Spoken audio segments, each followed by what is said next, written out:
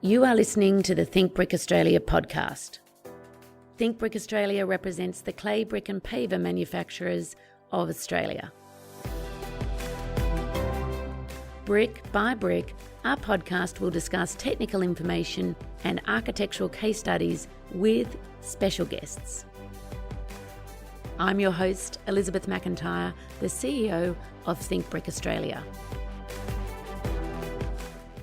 On today's podcast, I've often referred to this person as a gift, and he is not only a gift because of him being him, but his commentary about history, about heritage architecture is really just so deep and amazing. And every time I speak to David Brand, I learn a little bit more. Welcome, David Brand.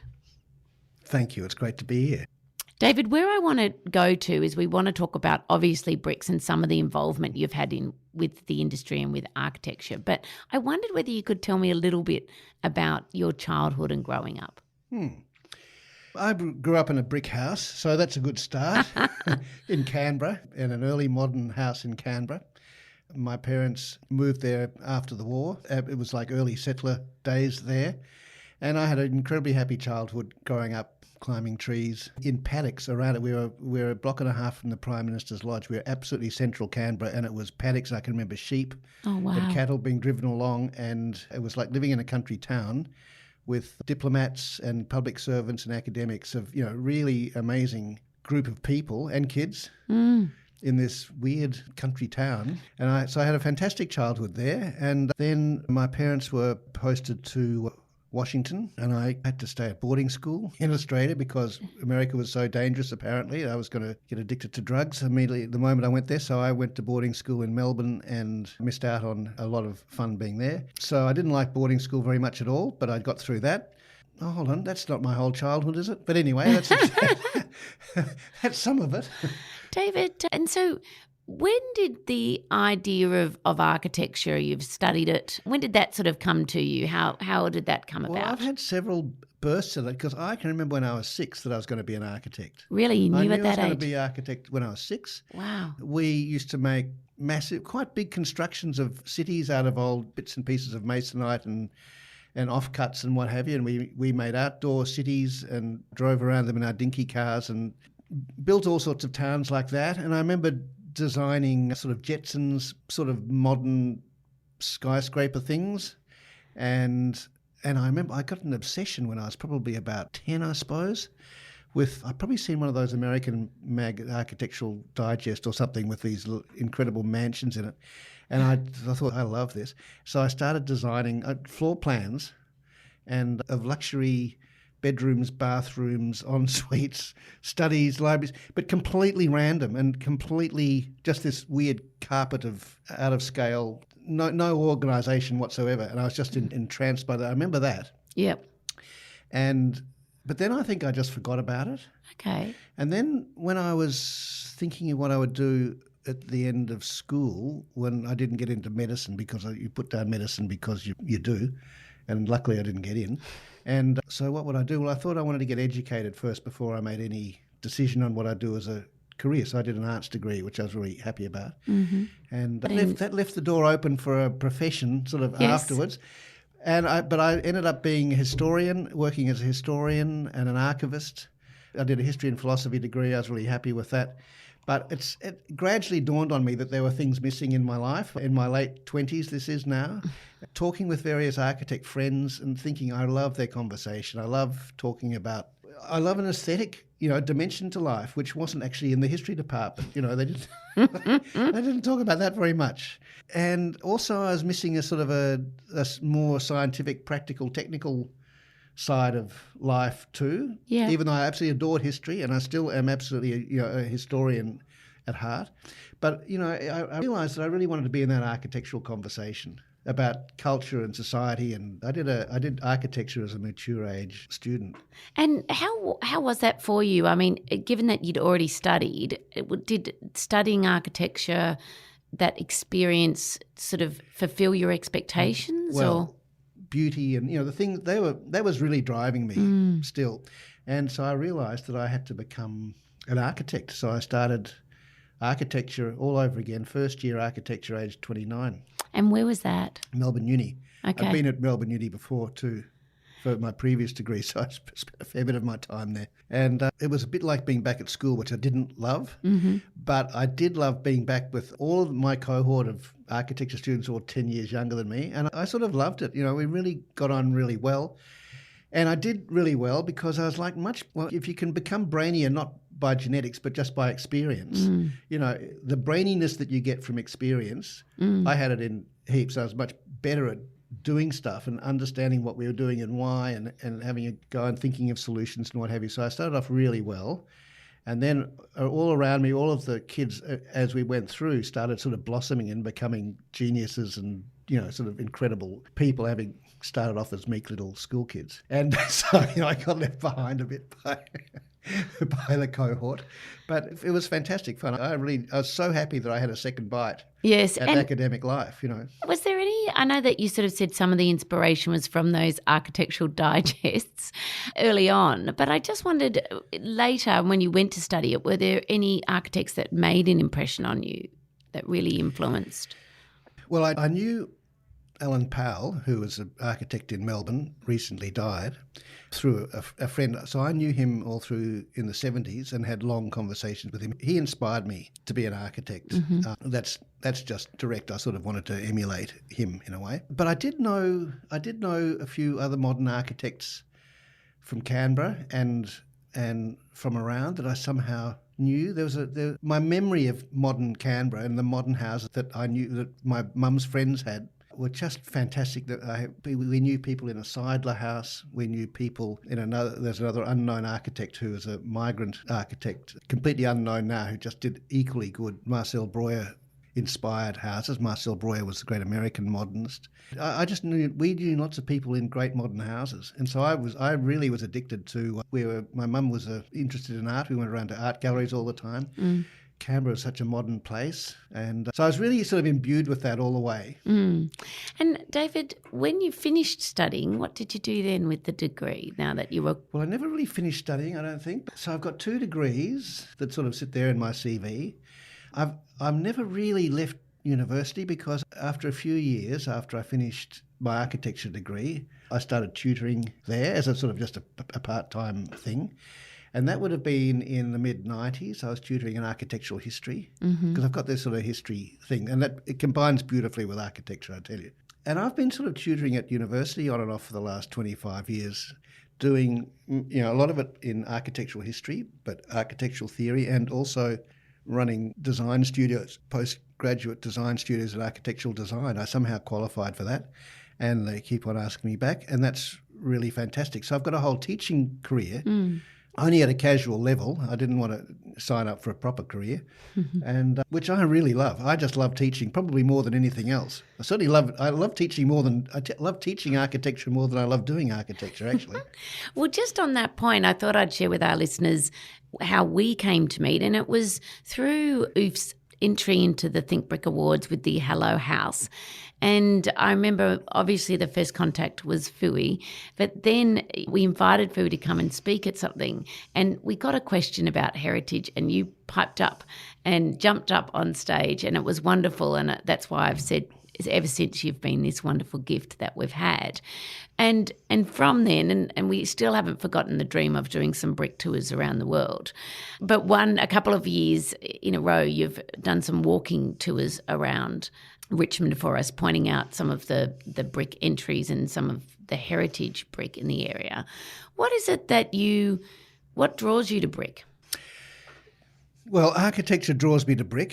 To me, I'm not especially a brick advocate. I'm an advocate for bricks wherever it is, the right thing to use. And the story of architecture, I just think, is the most fantastic thing. It's my window into the world of the great story of civilization and people on Earth and what have you. And there are many, many, many other ways into that. But I love thinking about the story of architecture, telling it, exploring it, doing it. So looking at bricks is just like, there's no way around it. If you're talking about architecture, bricks have been a part of architecture since the year dot. You can go back to Babylon, and no doubt for millennia before Babylon, but the bricks have been used in architecture, and they've been used in every phase of architecture, whether it's classical architecture, the Romans used bricks. There's Gothic architecture, all the parts of Europe that were in floodplains and not in rocky, sort of mountainous areas, use bricks. Modern architecture, despite it being fundamentally, the huge revolution in modern architecture was reinforced concrete and steel and glass.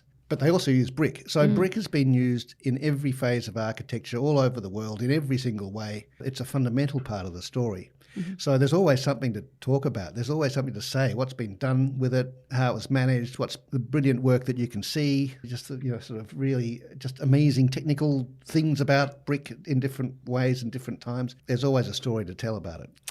And David, what have you noticed? I mean, let's maybe just narrow it down in terms of history, but just even over the last decade, how have you noticed that brick in architectural design has changed?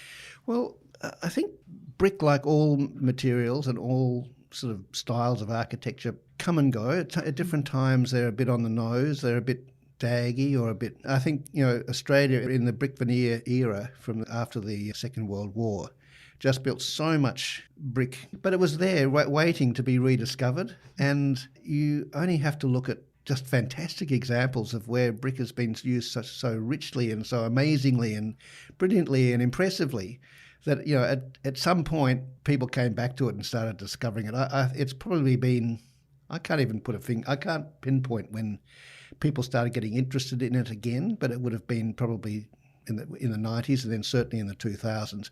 And since then, people just love finding as many different ways to use brick as they can. And they're fantastic, fantastic little experiments. They're usually experiments which have been done before in the 70s or the 60s. Yep. Rediscovering how modernism used bricks in the most fantastic ways and having a go at it again and maybe even discovering how Romans used bricks and having a go at that again. But it's been quite a flourishing period, I would say, the last 20 years. And just if I take you back more to your heritage, period, is there a famous or favourite brick building? London is full of the most incredible brick buildings of the late 19th, early 20th century with just carved brickwork. I don't exactly understand how they carve it so beautifully, but carved brickwork is just stupendous. And I think they probably inherited it from Holland, which was sort of ahead of the game on using bricks, probably. So there's a whole range of work which is just stupendous. But also in London, the use of brick not so much in architecture as in engineering. I mean, they sort of bleed into each other.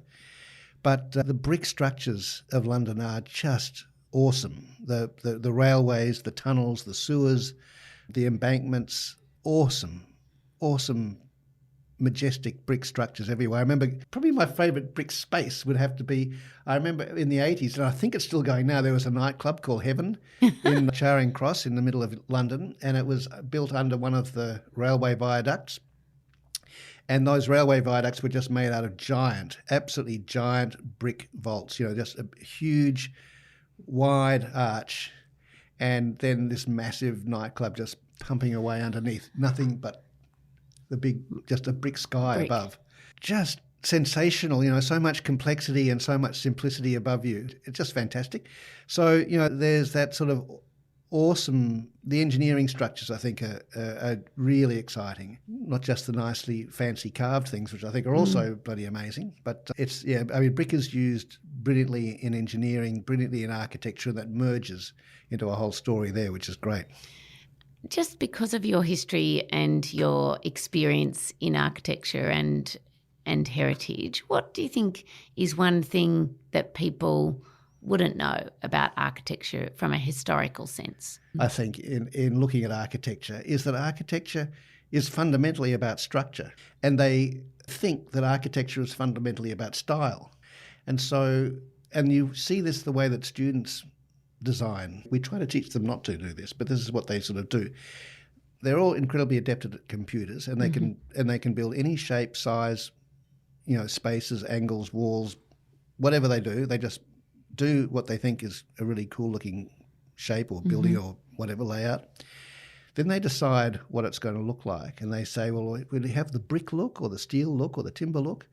and they decide on one, and they sort of pretty much wallpaper whatever the shape and size of the building is that they've done. So they just sort of apply this style and think that looks really great. It's, really bricky, or it's really timbery, or whatever. They don't realise that architecture is not. It doesn't work like that. It has to be, if it's a building at all, it has to be a brick building or a timber building or a steel building, and that is actually what determines the shape and the size of timber buildings or brick buildings, holding buildings up, except building arches. That's what people don't realise, and they still into being, and it is because of the structural necessities. I love that. And thank you, that's a great answer as well. And you're absolutely right. David, just sort of, we talked a little bit about your teaching, and obviously you've moved into other aspects of planning. Tell me a little bit about that side of what you do. Well, because I had sort of history and architecture together in my sort of education, I worked for a firm that did heritage studies for municipalities, for cities. And I worked on one for a long time on the city of St Kilda when it was a city of its own, and it was a 20th century study of 20th century architecture in St Kilda, to basically as a heritage review, a heritage report.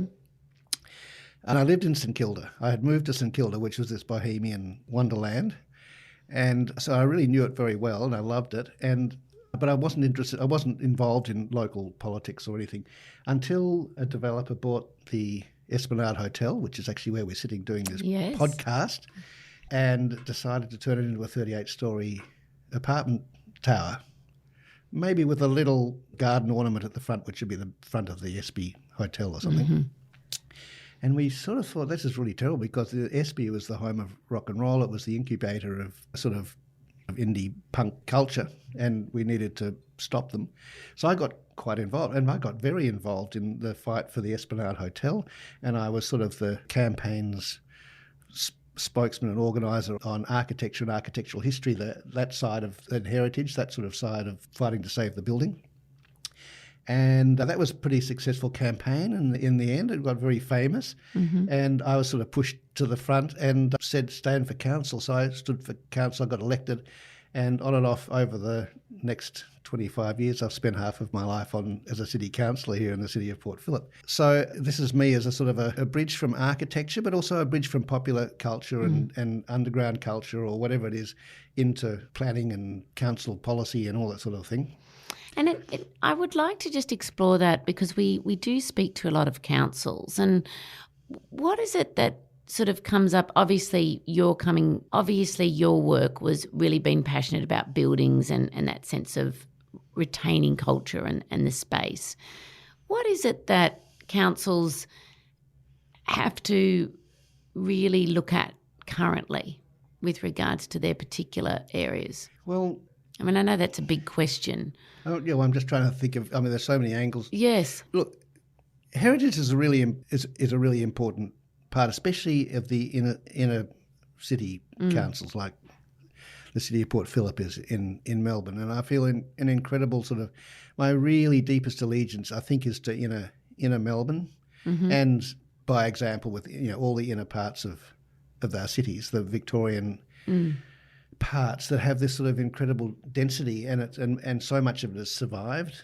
Councils are usually full of people who are either there because they're into social justice, or because they're into real estate development and business, and there are very few people who are there specifically because of sort of heritage and urban culture and sort of historical that sort of history, culture, heritage, architecture, sort of conglomeration of life, parts of life. So I was a little bit unusual being an architect in politics, but I really wanted the city that was my project, to get the city to take it seriously.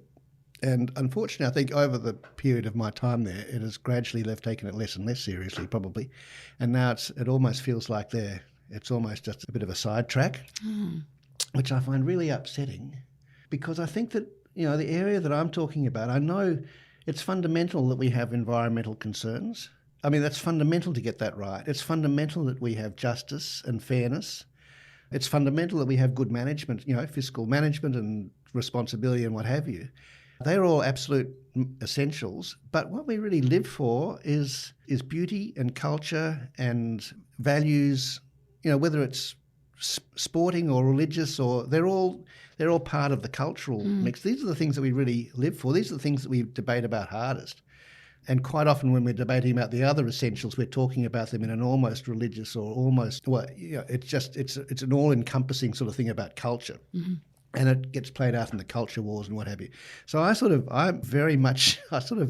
just don't think council sort of sees life through a prism of culture and history and values as it does through a more practical or a more straight ethical thing. And I guess I spend all my time looking through that prism and saying how it looks to me through that. And so what do you think? We've got to do it this way. You're deluding yourself, or you've completely lost the plot, or you don't understand what people are really motivated by, or whatever. I'm just sort of an advocate from a slightly different angle like that. I think it's an essential part of life. I think, in fact, it is. It's what defines us as what we really, really... We did lose a very important block of Spanish Mission flats behind it was on the property before, where the tower is now. But I sort of figure we had a 75% win there, and the tower block, which is built on the apartment block, which is built on top of the Espy, or sort of just behind it, is pretty well designed. It's a pretty good looking building. It's 10 stories tall, not 38. It fits into the area pretty well. Care about. And during that time when you were the councillor, was there a particular, outside of the Esplanade obviously saving the hotel, was there a particular issue that you're very proud of, the result? We're pretty proud of the hotel result. Yes. We did. That was, I think, quite a good victory, even though I mourn certain parts of it. But I think the victories after that were, for me, either there was a really big issue about what's called the Triangle site, which was a huge development that ended up sort of going down, didn't work, which I put a lot of effort into, and I thought the result was almost fantastic. It wasn't acceptable. So that was something which was a huge achievement on paper, which in the end just couldn't happen because of certain conditions. And I probably haven't had a bigger victory than that, but I've had lots of small victories of saving. I can go around the city and say, yeah, that roof that roof line is there because, I brought it to people's attention, or fought a little battle over that, or got people conscious about this, or whatever. So I sort of feel like the Catani Gardens. Yep. I think before, which is, if you haven't been there, it's this beautiful sort of Mediterranean style. It's, masses of palm trees and curvy paths and lava rock walls and what have you. People thought it was because it wasn't, sort of indigenous species, that it just had to be cleared and turned back into nature. They didn't quite realise what its significance was. It was like a really important step on the development of our national identity as a Mediterranean climate place rather than a Northern European climate place. There's a whole lot of things. And the sort of just standing up for the things that we were about to trash has really been my main obsession and my main interest, really. And David, you obviously commentate on a lot of architects and been that bridge.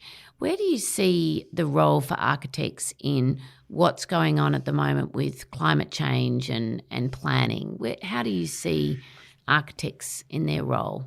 Well, it's fundamental. One of the main features of human life is buildings.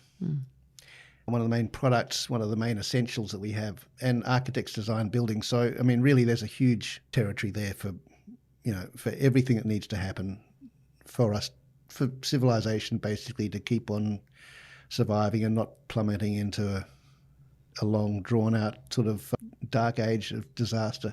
What's the most important thing that you think the world needs to focus on? Well, there's no question this is the biggest issue for us on Earth at the moment. And architects have a clear responsibility. And I would say that all architects, all students, all architects have a strong sense of moral obligation to be doing the right thing. And some of them, a lot of people just do what they have to do. A lot of people are actually exploring and researching and pioneering, things to do with buildings and how it can be done better. I don't really know any architects that are climate deniers. It's not a. There doesn't seem to me to be a branch of architecture that goes over into that side, like there are in so many other parts of other industries. I think architects have almost universally adopted that moral challenge. I'm not especially interested in it as part of architecture myself. I'm just interested in cultural things and historical things. But there's no question that this is the biggest issue of all. Do you think architects get the profile and the voice that they deserve? I think that what architects do actually does have quite a big impact, because I'm not going to use the word trends because I just hate the word trends. They set agendas and they come up with alternative ways of seeing or doing that sink in. And if you can look at the most advanced thinking and their most advanced issues and history and all sorts of styles and all sorts of things that architects get obsessed with at the serious in-house level. If sort of post-grad architects and new young architects become obsessed with things, and I reckon it's about 20 years later, it's popular culture. But it takes 20 or 25 years for things to sink into the point that everybody's got to have it, and everybody does it without even thinking. David, I love that architects set agendas. I think that's fabulous. And as always, every discussion that we have, I always learn something new. So thank you for this time. And also thank you for everything you've done for the brick industry and me personally over the years. We do have some rapid fire questions that I am going to ask you. Okay. All answers are acceptable. Let me just get them. Can't say pass. Can't say pass.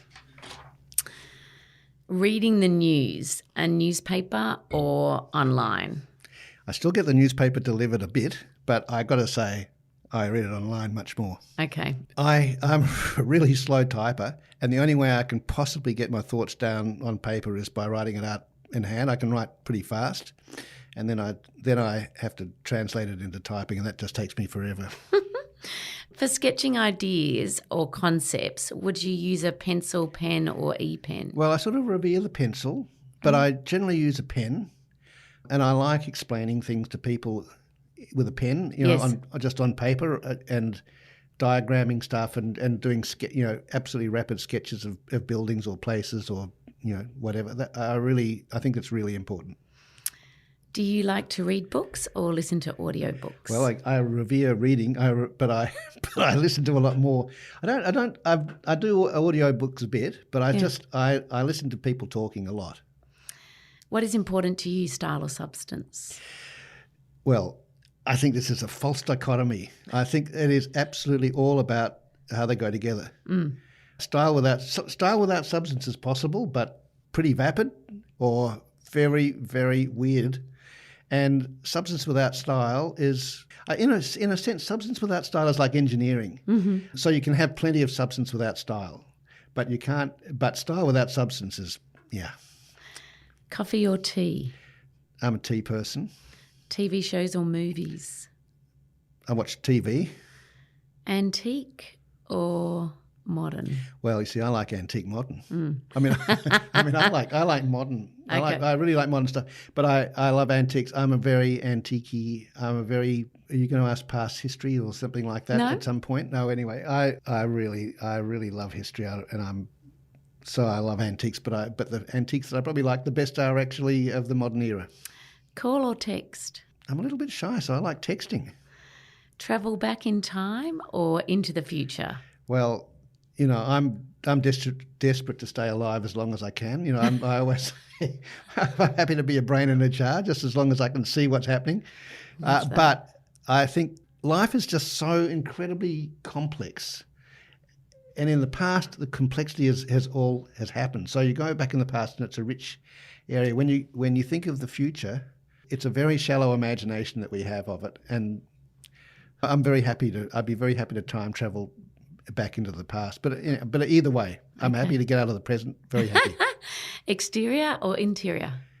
Don't care. I think. Well, actually, I do care because I think the level of motivation that I'm on is probably in architecture is probably the level of the city. Yes. And how architecture contributes to the city. So I would have to say that's a special, that's more an exterior thing than an Yes. interior, but, the interiors and the exteriors are all part of the same deal.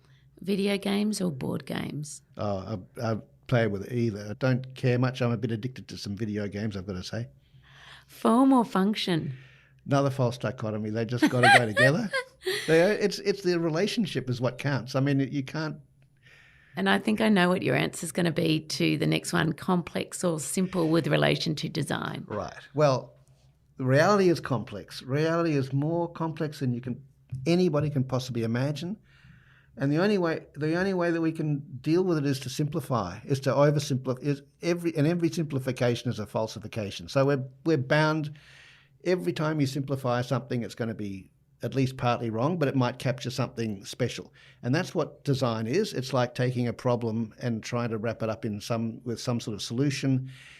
It's like it's trying to hit the mark with a simple concept or idea that does an enormous amount of work.